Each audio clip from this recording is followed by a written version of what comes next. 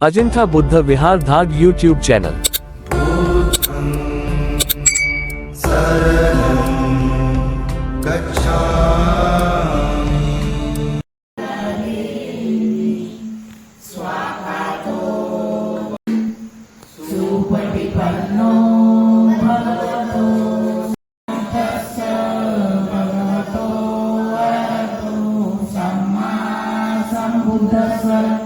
नमो तस्स भगवतो अरहतो सम्मा संबुद्धस्स। नमो तस्स भगवतो अरहतो सम्मा संबुद्धस्स। धम्मं शरणं गच्छामि, संघं शरणं गच्छामि, द्वितीयंपि बुद्धं शरणं गच्छामि, द्वितीयंपि धम्मं शरणं गच्छामि, द्वितीयंपि संघं शरणं गच्छामि, तृतीयंपि बुद्धं शरणं गच्छामि, तृतीयं परं समाधियामि।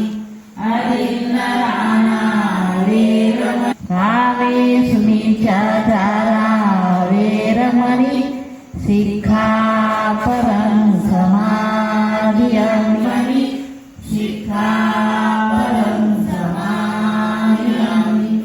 शूरामेरमध्यममार्गाणा वेरमणि शिखापरं समाधियामि।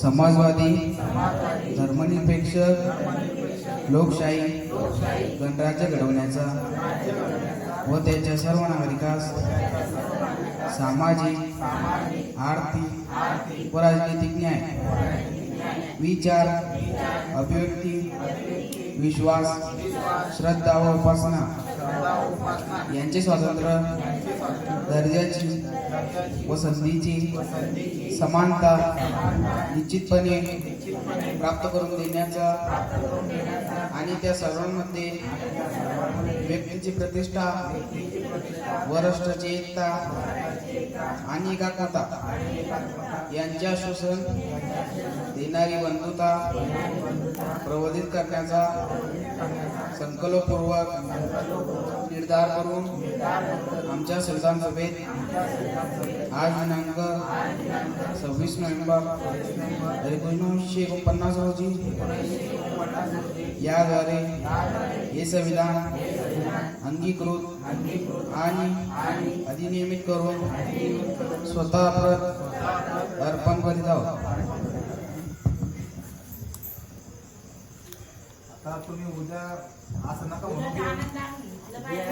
मग त्या ठिकाणी हे दोघं भोजनासाठी त्यांनी आमंत्रित करून त्या उपासकांनी त्यांना पंचभोग ज्याला म्हणतात ते जेवण दिलं आणि मग जेवण झाल्यानंतर बनते समंजस मनुष्यांना ते बुद्ध धम्मातील 9 रत्नांचा प्रत्यय घडवून देत असत। नागसेन धम्माचा सदाचारी मार्ग लोकांना दाखवते। नागसेन म्हणजे धम्म प्रकाशाचा तेजपुंज तारा। सदधम्माची पताका सतत फडकवीत ठेवण्यासाठी धम्माचा मजबूत असा महान स्तंभ गाडण्याचे दिव्य कार्य होते केले। त्यांच्या आवाजात सिंहाचे शौर्य व विजेची चमक होती, तथापि त्यांच्या वाणीतून माधुर्याचा, करुणेचा आणि बंधुत्व सुखाचा सतत वर्षाव होत असे। त्यांच्या वाणीत ज्ञानाचा प्रकाशमय चमकदारपणाही विजेप्रमाणे व्यक्त होत होता। ते धर्मरूपी मेघातून ज्ञानामृताचा वर्षाव करून लोकांचा संतुष्ट करतात। असे अपूर्व बुद्धिमान नागसेन सागर शहरात येऊन पोहोचले आणि सांख्यिक परिवेद विहारात त्यांनी आपला मुक्काम ठोकला। त्यावेळी त्यांच्यासोबत 80,000 भिक्षूंचा फार मोठा संघ होता। असे सांगण्यात येते की अत्यंत पंडित व कृतकुशल, विवेचनात निपुण, निर्मिती व बौद्ध धर्माच्या सिद्धांताच्या तळापासून बाह्य गुणापर्यंत जाणणारे चतुर त्रिपिटकाचार्य 5 आणि 4 निकायात नैपुण्य प्राप्त केलेल्या त्या भिक्षूंनी नागसेनास आपला संघ नायक निवडले होते. नागसेन गंभीर प्रज्ञ होते, त्यांचे ज्ञान अथांग होते. सुमार्ग आणि कुमार्ग यातील निचोड काढून सत्य प्रकाशित करणारे नागसेन कोणालाही न घाबरणारे असे होते. एवढेच नव्हे तर त्यांनी निर्वाण पदाची प्राप्त केली होती. त्या अग्रगण्य सत्यवाद भिक्षूंसह गावे व शहरे फिरून नागसेन आता सागर शहरात येऊन पोहोचले होते. पर्वतीय वनात जसा सिंह तसे मनुष्यांमध्ये शोभायमान दिसणारे नागसेन संख्यक परिवार या विहारात थांबले होते. तर बघा, मिलिंद राजाचे जो प्रश्न विचारला होता दुकानदारीचा आणि तिथे जे भंतेजी होते त्या भंतेजींना ते सांगितलं गेले नाही. मग कसं होतं माहिती का, एखाद्या चांगला प्रश्न विचारला गेला आणि त्या विद्वानाला किंवा एखाद्या विद्यार्थ्यांना सांगला गेलं नाही तर त्याला गिल्टी फील होते है ना रे. वर्गात एखादा प्रश्न विचारला गेला आणि आपल्याला माहित नाही तो प्रश्न आणि उभं केलं बेंचवर, कसं फील होतं, गिल्टी फील होतं. तसं त्या भंतेजींना झालं आणि त्यांना असं वाटलं की बाबा हे कसं समोराला मारा आहे की नाही. कारण भूतांगाबद्दलचं जेवढं ज्ञान पाहिजे होतं, जेवढं चर्चा करण्यासाठी सामर्थ्य लागलं त्या भंतेजीत नव्हतं. परंतु नागसेन भंतेजी 80,000 भिक्षूंचा संघासोबत एखाद्या पिक्चर मधले हिरो जसे चालतात त्या दृष्टिकोनातून समोर संघ नायक आणि नंतर 80,000 भिक्षू त्यांच्या मागे. कसं वाटत असेल त्या काळामध्ये 80,000 भिक्षू घेऊन चालले आणि हे अनंत निब्बाणाला प्राप्त नागसेन. आता पुढे त्यांचं गौरवशाली उद्गार जो आहे 80,000 कसे बसलेले असतात त्यांचा आहे पुढच्या भागात ते, तर त्यात आपण पाहूया. साधू साधू साधू कल्पना वाचून यायचं म्हणजे काय की तिच्यावर तुम्हाला आणखी सांगितलं जाईल आणि तुम्ही काय करसाल आणखी मला सांगसाल हे भो ही अशी कलम ही अशी कलम आहे की नाही. याचा अर्थ असा होतो तुम्ही पण सांगतच मला ज्ञान भेटेल ना, का मी इतका ज्ञानी मीच तुम्हाला सांगू मला पण तुमच्याकडून काही शिकणं आहे की नाही. मग असा विषय तर सर्वांनी 1-2 कलमे रोजच्या वाचायच्या, प्रत्येकाच्या घरी संविधान आणून ठेवा, कारण ते पुढील काळामध्ये आपल्याला खूप कामी पडणार आहे. आपलं कवच आहे ते भारतीय संविधान म्हणजे, ठीक आहे. तर काल आपण 20, 21, 22 बरोबर आहे अपराधाबद्दलच्या द्वेषा सिद्धांताबाबत संरक्षण, जीवित व व्यक्तिगत स्वातंत्र्य यांचे संरक्षण, शिक्षणाचा हक्क आणि विवक्षित प्रकरणी अटक व स्थानबद्धता यापासून संरक्षण, या 4 कलमा पाहिलेल्या होत्या की ज्या अपराधाबद्दल एक अपराध केला तर त्या अपराधाला एकच शिक्षा होईल, बरोबर आहे. त्याला 4 थोडी शिक्षा होणार. खून केला तर त्याला जन्मठेप होईल किंवा मग फाशी होईल, बरोबर आहे. त्याला 4 थोडी मृत्यूच्या फाशा दिल्या जाणार आहे. सर्वात चांगले कायदा बाबासाहेबांनी काढलेला आहे, कलमा दिलेला आहे. आपण 23 नंबरची कलम पण पाहिलेली होती, माणसाचा अपव्यापार आणि बैठगिरीचा त्यांना मनाई, म्हणजे मुलींना ह्या राज्यातून घुस लावून किंवा किडनॅप करून दुसऱ्या राज्यात जाऊन येते.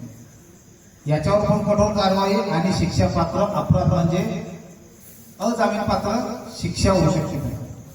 पुढची कलम आहे 24, कारखाने इत्यादींमध्ये बालकांना कामास ठेवण्यास मनाई. 14 वर्ष वयाखालील कोणत्याही बालकास कोणत्याही कारखान्यात व खाणीत काम करण्यासाठी नोकरी ठेवले जाणार नाही, अन्यथा अन्य कोणत्याही धोकादायक कामावर त्यास लावले जाणार नाही. आजकालचे पोर काय करतात, पैसे आले नसले की हॉटेलवर काम करतात, कपाशा धुणं, ज्यूस सेंटरवर काम करतात, बरोबर आहे. तर हे कायद्यानुसार गुन्हा आहे. 14 वर्षाच्या खाली भाऊ तू ऐकून घे, तुला कामात जातो ना, जातो की नाही, मग कोण जाते. कायद्यानुसार आई वडिलांवर तर केस होईल, त्या मालकावर बी केस होईल. कारण 14 वर्षाच्या खालील बालकांना फक्त शिक्षण देणं गरजेचं आहे. त्यांना बालपण नसल्यामुळं आणि शारीरिक क्षमता नसल्यामुळे त्यांच्याकडून कामं न करून घेणे हा पण कायद्यात बाबासाहेबांनी तरतूद केलेली आहे. धर्म स्वातंत्र्याचा हक्क 25 कलम नंबर आहे. सतत विवेक बुद्धीचे स्वातंत्र्य आणि धर्माचे मुक्त प्रकटीकरण, आचरण व प्रसार, सार्वजनिक सुव्यवस्था, नीतिमत्ता व आरोग्य यांच्या व यांच्यातील व भागातील अन्य तरतुदींना अधीन राहून सतत विवेक बुद्धीच्या स्वातंत्र्याला आणि धर्ममुक्तपणे प्रकट करण्याच्या आचरणाचा व त्यांच्या प्रसार करण्याच्या अधिकाराला सर्व व्यक्ती सारखाच हक्कदार आहे.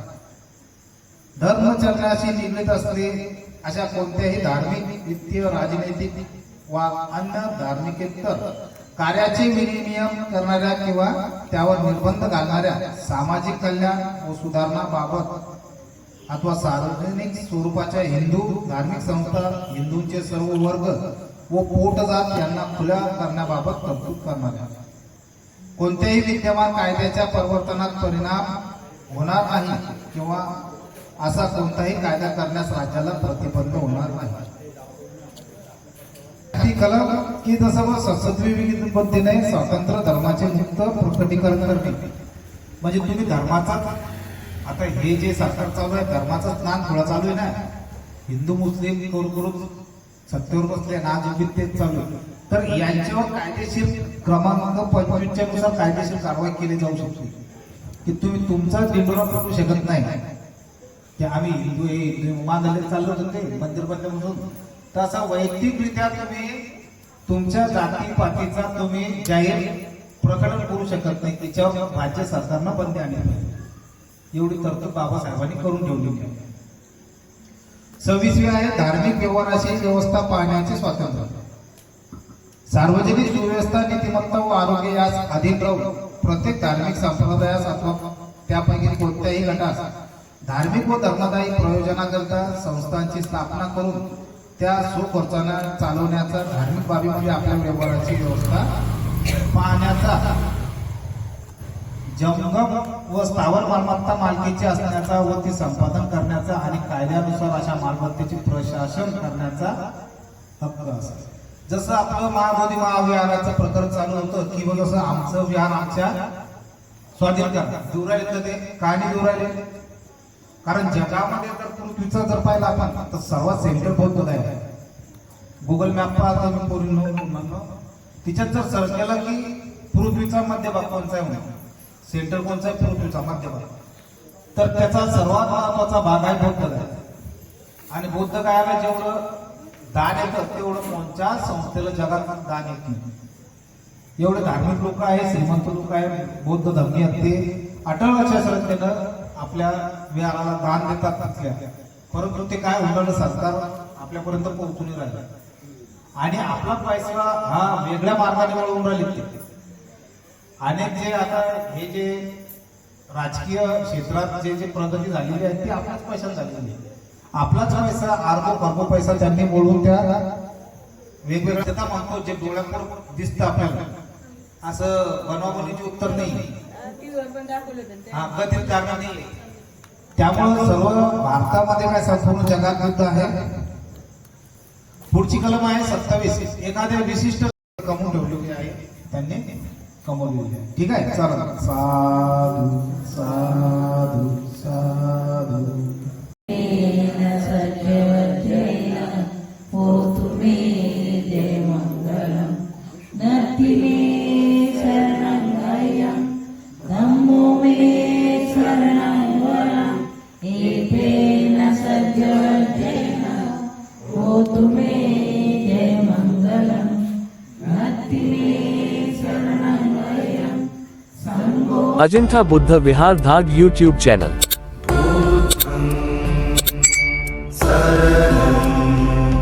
गच्छामि